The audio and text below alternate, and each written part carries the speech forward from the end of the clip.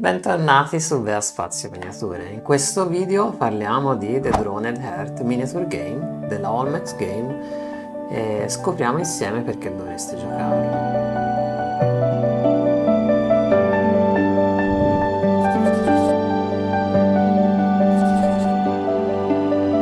The Droned Heart è uno skirmish fino a 2 giocatori, molto veloce con una meccanica innovativa che spinge il concetto di reazione un passo ancora più in là di quello che già conosciamo. Si gioca su un'area di 3 piedi per 3 piedi con un basso numero di modelli. Una partita standard vede circa 5 miniature per parte. Il gioco è ambientato nelle terre di Ulaia in un futuro post-apocalittico, moltissimi anni dopo un evento catastrofico che tutti ricordano come l'evento. Ha cancellato la civiltà tecnologicamente avanzata che popolava la Terra e la natura ha riconquistato il suo spazio, crescendo rigogliosa attraverso le rovine del mondo passato. Un manipolo di sopravvissuti ha ricostruito un nuovo ordine, si è riorganizzato, alcuni cercando di studiare gli antichi artefatti sopravvissuti alla catastrofe in cerca di fortuna o di risposte, altri invece si sono abbandonati alle scorribande. La Terra adesso è una fitta giungla che emerge nei pochi pezzi di terra emersi, perché la maggior parte del pianeta è allagato e i resti della vecchia civiltà sono sepolti sotto tonnellate di acqua. Insieme alla natura sono tornati antichi predatori preistorici che infestano la giungla di Olaia. Ebbene sì, non potevano mancare i dinosauri e qualcuno ha imparato ad addestrarli, qualcun altro è meno fortunato ed audace e soccombe se ne incontra uno. Ma i dinosauri non sono l'unica stranezza ad Ulaia, infatti l'antico popolo ormai scomparso aveva trovato il modo di combinare il DNA umano con quello animale, dando vita a razze ibride uomo-animale senzienti che ormai si mescolano e vivono insieme ai sopravvissuti. Troverete saggi uomini panda, predoni lucertola, volpi sul razzo e molte altre strane combinazioni che si uniranno alla vostra causa contro le bande avversarie. Vediamo dunque di più sul motore di gioco. In The Droned Heart si utilizzano 2 di 10, uno rappresenta il nostro dado attributo e l'altro il nostro dado prodezza, motivo per cui i 2 dadi devono essere facilmente riconoscibili. Aspetto innovativo l'uso di diversi livelli di insuccesso o successo nei nostri test durante il gioco. Per l'esattezza ci saranno 2 livelli di insuccesso, uno dei quali sarà un fiasco con conseguenze nefaste e 3 livelli di successo dal semplice successo fino alla prodezza che generalmente ci concede un'azione bonus aggiuntiva.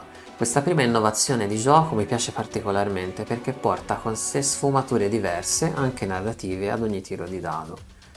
Quando si esegue un test, il risultato del dado o attributo deve essere minore della nostra caratteristica utilizzata, ma spesso si dovranno eseguire dei test opposti, in quel caso tutto ciò che conta è il confronto tra il livello di successo dei 2 giocatori. All'inizio potrebbe sembrare complicato dover tenere traccia del livello di successo e dei suoi veri effetti. Per farvi un esempio, se si ottiene un successo semplice si potrà sparare solo entro una certa distanza, mentre se si ottiene un successo preso, ovvero un successo di livello superiore, si potrà scegliere di sparare più lontano o sparare più vicino con la caratteristica di danno maggiore. Ma andiamo a vedere un altro aspetto importante che lo rende diverso da altri giochi. The Droned Heart, essendo ambientato in un mondo per metà coperto da foreste e per metà d'acqua, necessita di personaggi abili ed in grado di compiere azioni acrobatiche. Infatti questo gioco è estremamente cinematografico. Sarete in grado di scalare superfici, correre, saltare e nuotare. Alcune regole avanzate permettono perfino di sfruttare liane immaginarie per penzolare da un punto all'altro tra 2 scenici. Insomma, è inutile dire che un bel tavolo ricco di scenici su più livelli è assolutamente indispensabile per godere appieno del potenziale che questo gioco ha da offrire. Ma veniamo al punto focale che mi ha più colpito, le reazioni. Qualcuno di voi potrebbe dire, vabbè, ma siamo già abituati ad altri giochi dove reagire al momento opportuno è fondamentale. Ma fidatevi, James, l'autore, porta The Droned Heart a un livello totalmente diverso, con la reazione nella reazione.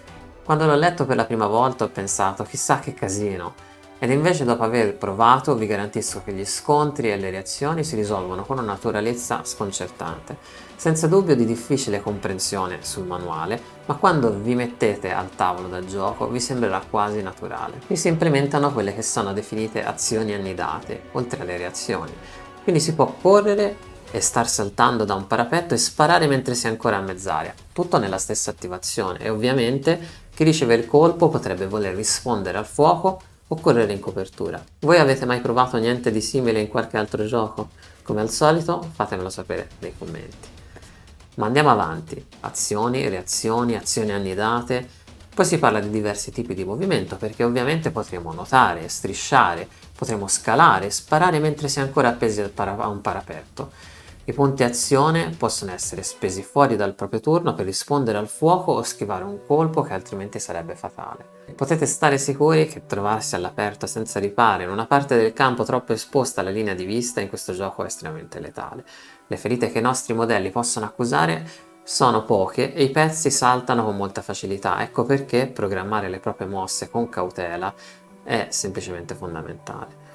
Tra le azioni possibili anche quella di nascondersi per cercare di muoversi furtivamente e tendere un'imboscata. Altro aspetto importante da citare del gioco, ogni modello ha una propria caratterizzazione e personalità e come in altri giochi skirmish le specifiche abilità del modello sono riportate sulla carta, ma a differenza di altri giochi in cui questo può essere complesso e macchinoso, qui fin dalla prima partita si riesce facilmente a tenere traccia di cosa fa quale personaggio, perché le abilità non sono complesse e non sono esageratamente tante, ma soprattutto stiamo giocando con pochi modelli.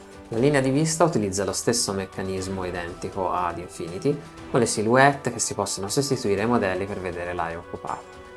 Si possono usare delle cavalcature, peraltro le miniature delle cavalcature sono spesso molto belle, alcune molto bizzarre come ad esempio una mantide religiosa gigante o un triceratopo.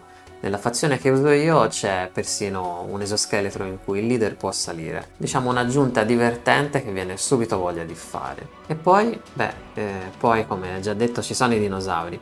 Che di per sé verrebbe da dire a chi non piacciono i dinosauri, come si resiste al fascino di un T-Rex sul tavolo. Inizialmente speravo che le bestie in generale fossero una sorta di personaggio non giocante che ci metteva i bastoni fra le ruote, ed invece si possono semplicemente utilizzare come membri dell'equipaggio. Non possono ovviamente fare gli obiettivi, ma sono certamente letali. A mio avviso un'occasione persa in questo senso, però secondo me in futuro facilmente rimediabile. Il gioco di per sé è scritto per essere un gioco competitivo.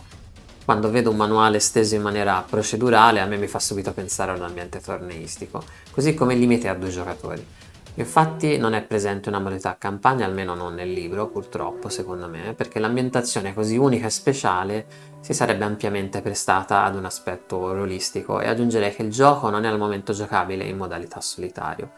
In tal proposito segnalo The Eulalia Chronicles, che è anche un altro titolo dello stesso autore, gioco da tavolo interamente disegnato per essere giocato in solitario e ambientato esattamente nella stessa storia, molto narrativo.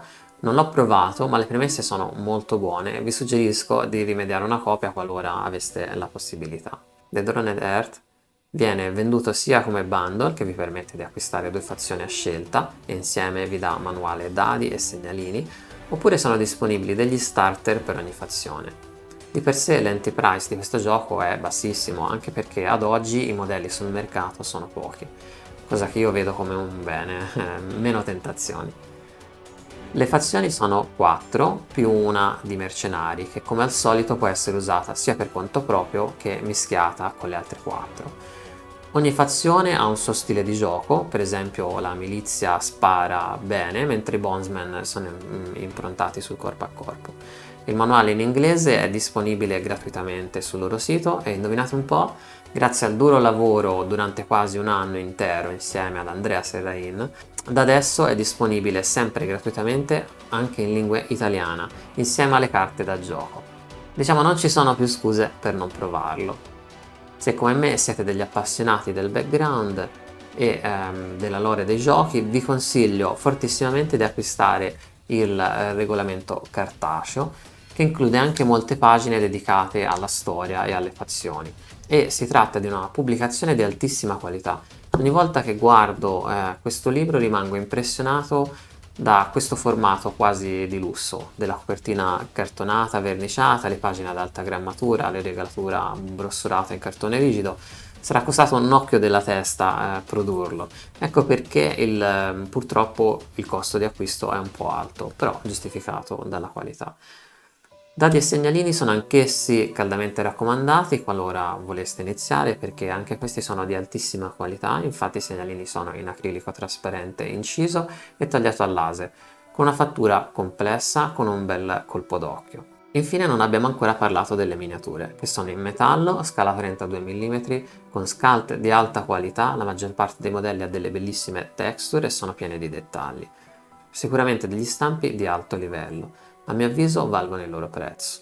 Ci sarebbe come al solito molto altro da dire, ma credo di avervi dato un'idea abbastanza esaustiva. Se lo conoscevate già o lo proverete e volete farmi sapere le vostre opinioni o aveste ulteriori domande, fatemelo sapere senza problemi nei commenti e sarò felice di rispondervi. Anche per questo video è tutto, come al solito non dimenticatevi di iscrivervi al canale per rimanere aggiornati sulle novità nel mondo del wargame e dei giochi di miniature. Se il video vi è piaciuto lasciate un mi piace. Ci rivediamo al prossimo video, a presto!